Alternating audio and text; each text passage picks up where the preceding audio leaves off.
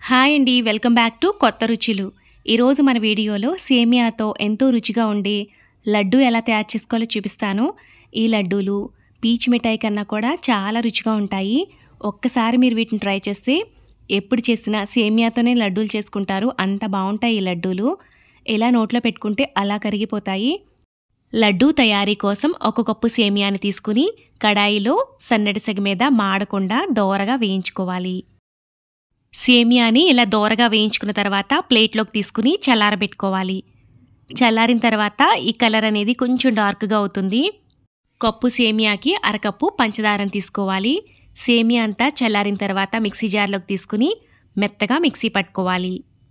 ఇలా సేమియాని మిక్సీ పట్టుకున్న తర్వాత అదే జార్లోకి పంచదారను కూడా వేసుకుని 3 యాలకుల వరకు వేసుకుని మెత్తని పొడిలా మిక్సీ పట్టుకుని ప్లేట్లోకి తీసుకోవాలి. నెక్స్ట్ ఇప్పుడు కడాయిలో 1 టేబుల్ స్పూన్ నెయ్యి వేసుకుని డ్రై ఫ్రూట్స్ని వేయించుకుని తీసుకోవాలి. ఇక్కడ నేను జీడిపప్పు పలుకులను మాత్రమే వేస్తున్నాను.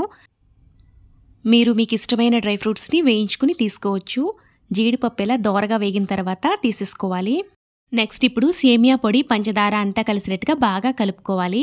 ఇలా కలుపుకున్న తర్వాత ఇందులోకి వేడి చేసుకున్న నేతిని కొద్ది కొద్దిగా వేసుకుంటూ లడ్డూ చుట్టుకునేటట్టు అయ్యే వరకు కొద్ది కొద్దిగా నెయ్యిని యాడ్ చేసుకుంటూ కలుపుకోవాలి. ఇలా కలుపుకున్న తర్వాత ఇందులోకి వేయించిన జీడిపప్పు పలుకులు వేసుకుని ఒకసారి అంతా కలిసిలా బాగా కలుపుకొని కావాల్సిన సైజులో లడ్డూలుగా చుట్టుకోవడమే. ఈ లడ్డూలు చాలా టేస్టీగా ఉంటాయి. ఎప్పుడైనా తీపి తినాలనిపించినా కొత్తగా ఏదైనా ట్రై చేయాలనుకున్నా ఈ లడ్డూలను ట్రై చేయండి. చాలా డెలిషియస్గా ఉంటాయి. ఇలా నోట్లో పెట్టుకుంటే అలా కరిగిపోయేటట్టుగా ఉంటాయి. ఈ వీడియో కనుక మీకు నచ్చితే లైక్ చేసి ఇలాంటి మరిన్ని వీడియోల కోసం కొత్తగా చూసేవాళ్ళైతే ఛానల్ని సబ్స్క్రైబ్ చేసుకోండి. Thank you for watching friends. Bye bye.